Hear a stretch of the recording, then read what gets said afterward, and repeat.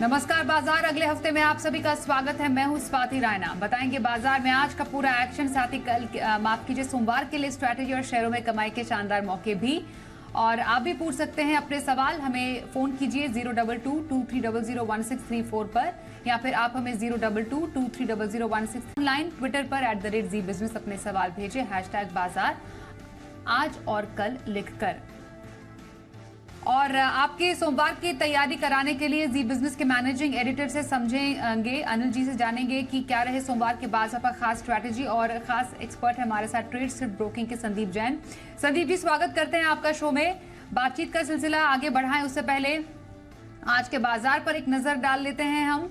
कारोबारी हफ्ते के आखिरी दिन हमने देखा बाजार में निचले स्तरों से शानदार रिकवरी देखने को मिली। सेंसेक्स 120 अंक चढ़कर 62,547 के लेवल पर बंद हुआ। निफ्टी 46 अंक चढ़कर 18,530 के पार क्लोज हुआ।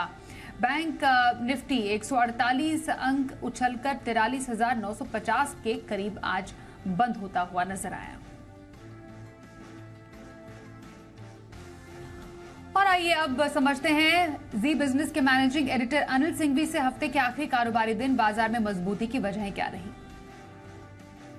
2 दिनों की कमजोरी के बाद भारतीय बाजारों में आज मजबूती भरा कारोबार रहा। वैसे आज कारोबार अच्छा होने के पीछे संकेत ग्लोबल मार्केट से थे।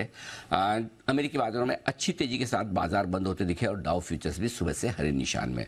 हालांकि कल के सेशन में थोड़ा बहुत एफआईज की तरफ से खरीदारी का हाथ रुका जरूर था, लेकिन वायदा कारोबार की वीकली एक्सपायरी होने की वजह से और थोड़े से बाजार चूंकि हेवी थे तेजी की तरफ, वो कल हल्के हो गए। आज पुट कॉल रेशियो पर हमने हल्के नोट पर शुरुआत की और यही वजह थी कि भारतीय बाजार मजबूती के साथ खुलते हुए दिखे। मजबूती के साथ खुलने के बाद बिल्कुल छोटी सी रेंज में कारोबार किया। निफ्टी ने 18,500 18,475 की रेंज में सपोर्ट लिया और वही 18,575 के ऊपर निकलने की कोशिश भी नहीं की। यही हाल बैंक निफ्टी का भी था। 43,800 के आसपास सपोर्ट तो 44,100 के आसपास रुकावट, यानी कि 300 पॉइंट की रेंज में बैंक निफ्टी ने भी दिन भर कारोबार किया। लेकिन असली एक्शन जो बाजार का था हफ्ते के आखिरी दिन, वो ये पूरी की पूरी तेजी इंडेक्स के बाहर। इंडेक्स बिल्कुल स्टेबल, लेकिन मिड कैप स्मॉल कैप शेयरों में जबरदस्त जोश, नया लाइफ हाई बनता दिखा आज फिर से मिड कैप इंडेक्स में। और आधा % से ज़्यादा की मजबूती के साथ कई सारे स्टॉक्स मिड कैप इंडेक्स को ऊपर ले जाते दिखे तेजी के साथ। स्टॉक स्पेसिफिक एक्शन भरपूर है। ब्रॉडर मार्केट का मूड, माहौल और अंडर करंट बहुत स्ट्रांग है। ग्लोबल मार्केट से थोड़ा सा भी सपोर्ट मिलता है तो भारतीय बाजार ज़्यादा एक्शन में आते हुए दिख रहे हैं, और ग्लोबल मार्केट से अगर सपोर्ट कम हो तो गिरावट में खरीदारी का मौका देख रहे हैं। तो ओवरऑल आप कह सकते हैं कि पिछले कुछ दिनों में ग्लोबल मार्केट से बड़े सपोर्ट न होने के बावजूद दमदार ऑटो सेल्स के आंकड़े आज, जीएसटी कलेक्शन मजबूत, जीडीपी के तगड़े नंबर्स, कच्चा तेल $75 के नीचे, ये सारे इकोनॉमिक फैक्टर्स हैं जो भारतीय बाजारों में अच्छे रिजल्ट सीजन खत्म होने के बावजूद जोश भर रहे हैं। और इन सब के बीच लोकल फंड्स और एफआईज दोनों की तरफ से पैसा तो बाजार में आ ही रहा है, और ट्रेडर्स और हमारे लोकल इन्वेस्टर्स भी फिर से बाजार में एक्टिव होकर मजबूती के साथ खरीदारी करते दिख रहे हैं। इन सब ट्रिगर्स ने आज हफ्ते के आखिरी दिन भी बाजारों में जोश भरा। और संदीप जी का अब रुख कर लेते हैं। संदीप जी, हफ्ते का आखिरी कारोबारी दिन, बाजार में अच्छी मजबूती, क्या ट्रेंड अब देख सकते हैं बाजार के लिए आने वाले दिनों में? नहीं, बिल्कुल। देखिए, इंडिया के जो डोमेस्टिक यूज है बहुत जबरदस्त बने हुए हैं। आप देखिए सारे नंबर्स जो भी आ रहे हैं, जीडीपी के आंकड़े आए या आपके जीएसटी के नंबर्स है और पीएमआई नंबर्स आए थे, वो सब बहुत बढ़िया आ रहे हैं। और आगे भी आने वाले दिनों में लगता है कि जो क्रूड ऑयल नीचे आ रहा है तो उन सब की वजह से भी, रॉ मटेरियल की प्राइसेस और ये सब नीचे आने की वजह से थोड़ा इंडिया के फेवर में है। मेटल्स भी नीचे आए हैं। सो आई थिंक मिड कैप्स और स्मॉल कैप्स जो अच्छा कर रहे हैं वो और कंटिन्यू करेंगे आउट परफॉर्म करना। और इस हफ्ते में भी मिड कैप स्मॉल कैप ने गजब का मोर्चा संभाला हुआ था। लार्ज कैप जरूर से थोड़ा बहुत सेक्टोरल रोटेशन होता, बट वहां पे भी मुझे ऐसा लगता है रिलायंस जरूर से इस बार करेक्ट हुआ इस वीक में, बट ओवरऑल एचडीएफसी बैंक हो या बाकी सारे फार्मा सेक्टर, आईटी सेक्टर, ये सब बढ़िया करेंगे आने वाले दिनों में। और आज अभी जब मैं शो के लिए आ रहा था तो विप्रो की भी बाईबैक की जो डेट है वो भी अनाउंस हो गई है। So basically overall I feel कि बिल्कुल बने रहना चाहिए स्टॉक्स में, बाय ऑन डिक्लाइंस की रणनीति अपनाए, और 18,400-500 एक अच्छा सपोर्ट की तरह काम कर रहा है। So let's see how it goes like, but मेरी तरफ से बाय ऑन डिप्स है। मिड कैप स्मॉल कैप पे भरपूर मतलब मुझे लगता है कि आगे भी तेजी रहनी चाहिए।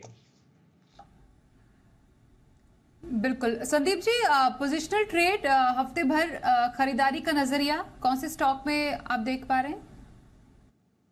देखिए सेंचुरी प्लाईबोर्ड ये सेक्टर से मैं काफी सारे स्टॉक्स रेकमेंड किया हुआ हूं, और मैं अभी जैसे मिड कैप स्मॉल कैप बोल रहा था, मैं उसमें भी स्मॉल कैप्स पे ज्यादा बुलिश हूं। मुझे लगता है कि वहां पे और भी अभी कैचअप एक्शन बाकी है। तो सेंचुरी प्लाईबोर्ड वैसी एक कंपनी है, 576 के लगभग क्लोजिंग हुई है, 630 का टारगेट लगा है, 550 का स्टॉप लॉस।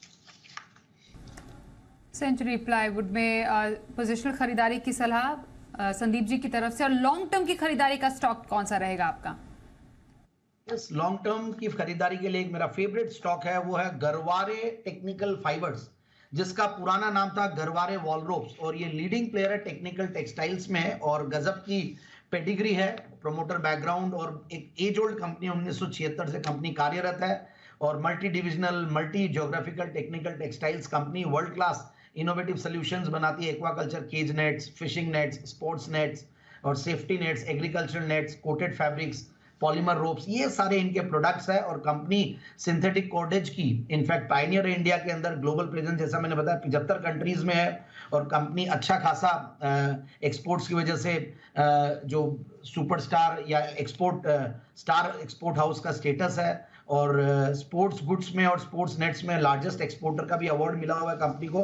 तो इस तरीके का एक अच्छा बिजनेस इंफ्रास्ट्रक्चर कंपनी ने खड़ा किया है। और मैं फंडामेंटल्स पे जाऊं तो वो भी गजब के फंडामेंटल्स है, रेटिंग्स बहुत स्ट्रांग है, और रिटर्न ऑन कैपिटल एम्प्लॉयड 22% है, रिटर्न ऑन इक्विटी करीब 18% है।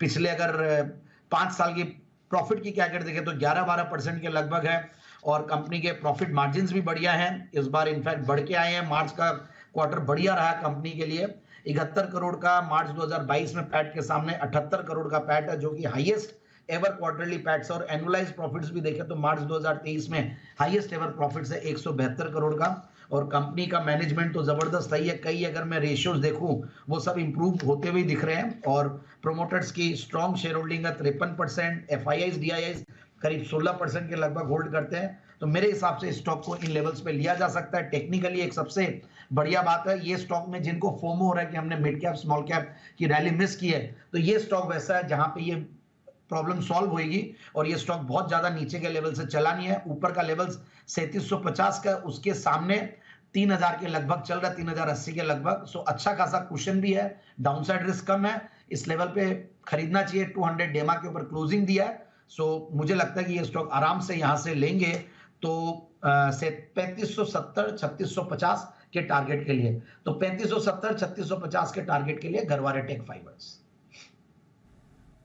ये रही पोजिशन और long term pick Sandeep ji की। कुछ सवाल लेते हैं दर्शकों के। महाराष्ट्र से मुंबई से मनीषा जी सवाल भेज रही हैं ओएनजीसी पर। 200 शेयर इनके पास है, 159 की इनकी बाइंग प्राइस है। जानना चाह रही हैं कि ओएनजीसी पर ये खरीद ये जारी रखें या फिर बेच दें। तो करंट लेवल के आसपास ही इनकी खरीद भी है। संदीप जी, ओएनजीसी कैसा लग रहा है आपको स्टॉक? ठीक है, मेरे हिसाब से कहीं कोई दिक्कत नहीं है। हालांकि ऊपर से करेक्ट हो चुका है, क्रूड ऑयल जब नीचे आता है तो सर्टेनली यहाँ पे भी गिरावट आती है, बट अब क्रूड ऑयल तेज होता है तो इनके जो विंडफॉल गेन्स होती है तो उस पर भी सरकार की नजरें बनी हुई है। So this is one problem with the company, but again overall देखिए सरकारी कंपनी और सरकार भी समझती है, लॉजिकली कई स्टेप्स लेंगी, कंपनी के हित में भी सोचेंगी, क्योंकि शेयर होल्डर जब वहां पे है तो सर्टेनली सोचना पड़ता है। तो अच्छा खासा अपने बुक वैल्यू के नीचे चल रही है, अच्छा खासा डिविडेंड यील्ड है 7% का, 5 के पी मल्टीपल पे स्टॉक है, तो मुझे कहीं कोई दिक्कत लगती नहीं है। मुझे ऐसा लगता है कि 150 जो लेवल्स पे ये एंट्री लिए हैं वो ऑलमोस्ट सपोर्ट के लेवल्स है, बहुत ज्यादा डाउनसाइड यहां से मुझे लगता नहीं है। बाकी डाउनसाइड आए तो भी घबराना नहीं है, होल्डिंग कैपेसिटी रहनी चाहिए, जस्ट दैट की अनलिवरेज पोजीशन हो। अपने लिवरेज मनी से कोई भी इन्वेस्टमेंट करते हैं तो वहां प्रॉब्लम आती है, अपने पैसे से किया हो तो लॉन्ग टर्म के लिए होल्ड कर सकते हैं। बाकी ओवरऑल अगर मेरे से पूछते तो मैं जनरली कमोडिटी स्टॉक्स को लॉन्ग टर्म के लिए रेकमेंड नहीं करता और ट्रेडिंग के लिए करता हूं। तो फिर भी ये अगर लिए हुए हैं तो ये होल्ड करें, और 170-75 के टारगेट्स के लिए आने वाले महीनों के लिए लिया होल्ड करके रख सकते हैं। ओएनजीसी होल्ड करने की सलाह आपके लिए संदीप जी की। गुजरात से मुकेश जी इस वक्त हमारे साथ हैं। नमस्कार, बताइए कौन से स्टॉक पर सवाल है आपका? नमस्कार मैम, मेरे पास ड्रेजिंग कॉर्पोरेशन के 300 शेयर है एट 365 के। हेलो, @365। हाँ, और आईआरबी इंफ्रा है 2000 शेयर 29.15। दोनों ही पे कब तक का व्यू है आपका मुकेश जी? 1 साल का। 1 साल, ओके। 1 साल का व्यू। ड्रेजिंग कॉर्प पर 365 की इनकी बाइंग है। आईआरबी इंफ्रा में लगभग 29 रुपए 15 पैसे की बाइंग है इनकी। सर संदीप जी, दोनों ही स्टॉक्स जानना चाहेंगे, क्या रहेगी आपकी राय 1 साल के लिए? देखिए, सर्टेनली ड्रेजिंग कॉर्पोरेशन में रिजल्ट्स को लेकर एक करेक्शन आया है और कुछ मार्जिन्स को लेकर भी प्रेशर थे, बट अपने बुक वैल्यू के नीचे चल रहे। एक पीएसयू स्टॉक है, काफी करेक्टेड स्टॉक है। तो कई बार मार्केट जब चल रहे होते हैं, जब परफॉर्मिंग स्टॉक्स चल जाते हैं, तो लास्ट में फिर कई स्टॉक्स ऐसे भी चलते हैं जिनके क्वार्टरली रिजल्ट्स अच्छे नहीं होंगे, बट पेडिग्री अच्छी है, कहीं कोई दिक्कत नहीं है, लॉन्ग टर्म में होल्ड कर सकते हैं। तो ये वैसा स्टॉक है, कहीं कोई दिक्कत नहीं है, एक अच्छा खासा बिजनेस मॉडल है। तो मेरे हिसाब से होल्ड करके रखें और थोड़ा समय देना पड़ेगा इनको। और ये बाउंस भी अच्छा खासा दे देते हैं कई बार ये पीएसयू स्टॉक्स, क्योंकि बहुत बड़ी मार्केट कैप नहीं है, 800-900 करोड़ की कंपनी है, बट बहुत बड़ा बिजनेस इंफ्रास्ट्रक्चर और एक अच्छी खासी एक मार्केट पोजीशन लेके बैठी हुई है। तो मेरे हिसाब से बुक वैल्यू के नीचे चल रहा है, तो बिल्कुल होल्ड करके रखें। और ऊपर आए तो मेरे हिसाब से 400 रुपया का लेवल्स आता, तो उस टाइम पे ये प्रॉफिट बुकिंग करने की सोच सकते हैं। और दूसरा IRB infra, somehow I am very bullish on roads infra company, और उनमें से एक आईआरबी इंफ्रा भी है। कहीं कोई दिक्कत नहीं है, आईआरबी इंफ्रा को ये होल्ड करके रखे। It can be a good long term bet also, क्योंकि जिस तरीके से अभी सरकार का जो फोकस है ओवरऑल इंफ्रास्ट्रक्चर के ऊपर, जो बजट हुआ है एलोकेशन और जो रोड्स इंफ्रा है उसके ऊपर और जबरदस्त फोकस है। तो मेरे हिसाब से IRB infra can be a good bet from the sector. और काफी हैंड्स चेंज हुए, काफी अब ओवरऑल प्रोमोटर्स बैकग्राउंड और ये सारी चीजें चेंज हुई है। तो मुझे लगता है कि IRB infra is a good bet to hold. और कहीं ना कहीं आईआरबी इंफ्रा में मुझे लगता है कि लेवल्स भी अच्छे खासे आगे आने वाले दिनों में दिखेंगे, तो कहीं कोई दिक्कत नहीं है। It's a good long term bet from my side. तो 35 रुपए के लेवल्स के लिए होल्ड करके रखें। आईआरबी इंफ्रा, ड्रेजिंग कॉर्प दोनों को होल्ड करने की सलाह संदीप जी की। सुमित हमारे साथ है, एक और कॉलर। नमस्कार, कौन से स्टॉक पर सवाल है आपका? Hello Sandeep sir, good evening sir. White is looking dashing on you sir. मेरा सवाल यूपीएल पर सर मेरा सवाल यूपीएल पर है, United phosphorus sir. Thank you so much first of all. आज तो क्या हमारे चहेते बिलवेड मार्केट गुरु, हमारे सबके गुरु और मेंटोर बोल लीजिए, अनिल जी का बर्थडे, तो मैंने स्पेशली ये शर्ट चुना था और इसमें देखिए वाइब्स लिखा हुआ है। तो आज वाइब्स इतनी अच्छी है, ओवरऑल गुड वाइब्स है, तो इसीलिए बिल्कुल थैंक यू सो मच। और स्पेशल मैं स्पेशल शर्ट पहन के आया हूं उनके लिए।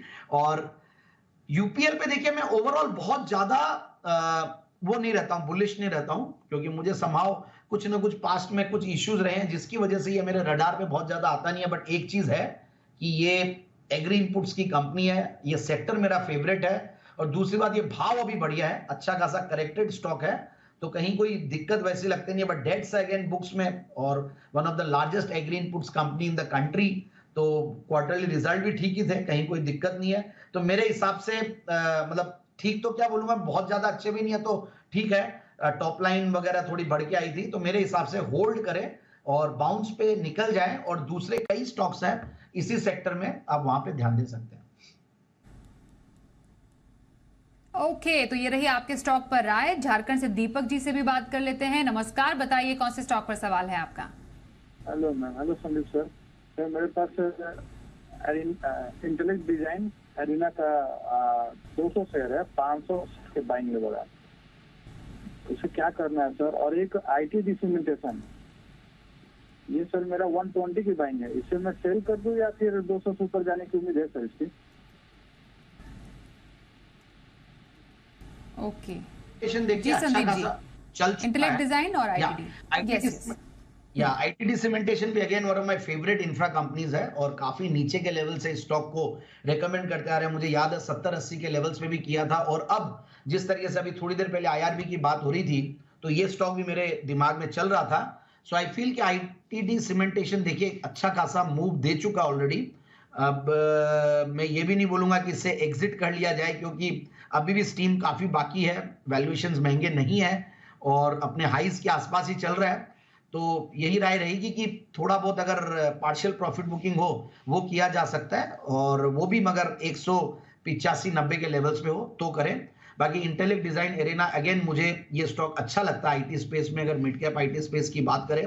और ओवरऑल ये स्टॉक भी नीचे के लेवल से चला है बट फिर भी होल्ड करके रखे। मुझे ऐसा लगता है 700 के लेवल्स भी आने वाले दिनों में दिखा सकता है। रिजल्ट्स इन लाइन थे, बहुत ज्यादा तोड़फोड़ नहीं भी है, तो ठीक थे रिजल्ट्स मेरे हिसाब से। बाकी बीच में थोड़ा आईटी स्टॉक्स पर प्रेशर था, तो इसीलिए भी जनरली स्टॉक्स चले नहीं थे। बट ओवरऑल मिड कैप और लार्ज कैप आईटी स्टॉक्स अगर थोड़ा टाइम फ्रेम बड़ा रखेंगे तो ये सब अच्छे रिटर्न्स देंगे। ओके, रही आपके स्टॉक्स पर राय। और दिल्ली से नितिन त्रिपाठी जी से भी बात कर लेते हैं। नमस्कार, बताइए कौन से स्टॉक पर सवाल पूछेंगे? मैम नमस्कार, नीतीश दिल्ली से। मेरा क्वेश्चन जो है नवकार कॉर्पोरेशन के ऊपर है। ऑलमोस्ट 1700 के आसपास शेयर है मेरे, 63 रुपए। तो क्या सलाह दे? कब तक के लिए होल्ड करने का सोचा है आपने? क्या आपका व्यू क्या है? व्यू तो लॉन्ग टर्म है, कुछ ऐसा जल्दी नहीं है मेरे। ओके, नवकार कॉर्पोरेशन सर, कैसा लगता है आपको ये स्टॉक? देखिए, मैं बहुत ज्यादा कॉन्फिडेंट नहीं हूं, very frankly, and I am not the best person to comment on the stock. मुझे हालांकि क्या है कि कुछ तो इन्होंने फंडामेंटल्स को बेहतर किया है, कुछ इन्होंने डेट्स को भी रिड्यूस किया है, बट फिर भी मुझे समहाउ मैं कुछ बैलेंस शीट को देखता हूं तो मुझे ऐसा लगता है कि मैं इस स्टॉक को बहुत ज्यादा रेकमेंड करने के फेवर में नहीं हूं, और इवन मैं होल्ड करने की भी राय वैसे नहीं देता। बट चूंकि टेक्निकली देखिए ऊपर के लेवल्स 85 के दिखाए हुए, वहां से करेक्ट हुआ है, अपने 200 डेमा 50 डेमा के ऊपर सपोर्ट ले रहा है, तो ये एक रीजन होता है कई बार टेक्निकली, क्योंकि मार्केट्स में जब करंट अंडर करंट स्ट्रांग रहता है, मिड कैप स्मॉल कैप चल रहे होते हैं, तो उस टाइम पे हर टाइप के स्टॉक्स चलते हैं। तो हो सकता है कि इसकी भी कई जो खामियां मुझे दिख रही है वो मार्केट्स कई बार नजरअंदाज करते हैं और कई बार स्टॉक्स चल जाता है। तो मेरे हिसाब से इन्होंने होल्ड कर रखा है, तो 65-70 के लेवल है जहां पे ये एक बार प्रॉफिट बुकिंग करने की सोच ले। मुझे ध्यान नहीं है इनकी प्राइस क्या, एंट्री प्राइस, बट ओवरऑल मुझे लगता है 65-70 can be a good exit level for the stock.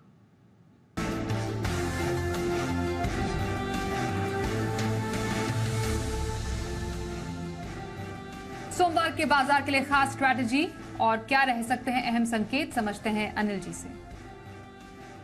भारतीय बाजारों के बंद होने के वक्त डाउ फ्यूचर्स और नैस्डैक फ्यूचर्स बेहद मजबूती के साथ कारोबार करते हुए दिख रहे थे। 160 अंक ऊपर डाउ फ्यूचर्स, तो 60 अंक ऊपर नैस्डैक फ्यूचर्स, 160 और 60 अंक डाउ फ्यूचर्स और नैस्डैक फ्यूचर्स। ये मजबूती थी आज बंद होते वक्त, यानी कि अमेरिका में एक अच्छा मजबूत सेशन हो सकता है। आज दो बड़े आंकड़े आने वाले हैं अमेरिका में, एक तो रोजगार के आंकड़े भी और दूसरे बेरोजगारी दावे के आंकड़े भी। इनके दम पर सोमवार को थोड़ा एक्शन रहेगा बाजारों में, और साथ ही ओपेक प्लस की बैठक रविवार को है, उसका भी असर सोमवार को सुबह आपको दिखेगा। तो देखते हैं किस तरह की मजबूती आज अमेरिका में होती है और सोमवार सुबह ग्लोबल मार्केट से तस्वीर क्या दिखती है। लेकिन इन सबके बीच में एशिया बाजारों में हांगकांग, चाइना जैसे बाजार भी मजबूत होते दिख रहे हैं, तो थोड़ा ग्लोबल सपोर्ट वापस भारतीय बाजारों को आता हुआ नजर आ रहा है। लेकिन इस ग्लोबल सपोर्ट के साथ हमारा अपना लोकल सपोर्ट जबरदस्त है। हल्के हैं बाजार, वीकली एक्सपायरी के बाद आज जो मजबूती बनी है, और मिड कैप और स्मॉल कैप शेयरों में जो तेजी चल रही है, वो ब्रॉडर मार्केट का मूड माहौल अच्छे रखे हुए हैं, और ऐसे में थोड़ी और तेजी के साथ भारतीय बाजार आगे बढ़ने को तैयार हो सकते हैं।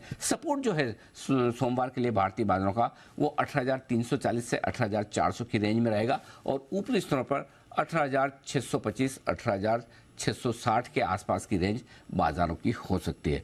बैंक निफ्टी का जहां तक सवाल है, 43,500, 43,675 ये है रेंज जो आपके लिए मजबूत सपोर्ट का काम करेगी, और ऊपरी स्तरों पर वही 44,000 को रुकते अटकते हुए नजर आ सकते हैं। तो इंडेक्स में तो थोड़ा बहुत एक्शन हो गई, लेकिन इंडेक्स के बाद सेक्टर और स्टॉक्स में जो रोटेशन चल रहा है और जो एक्शन चल रहा है, वो अगले हफ्ते भी आगे बढ़ने की पूरी संभावना है।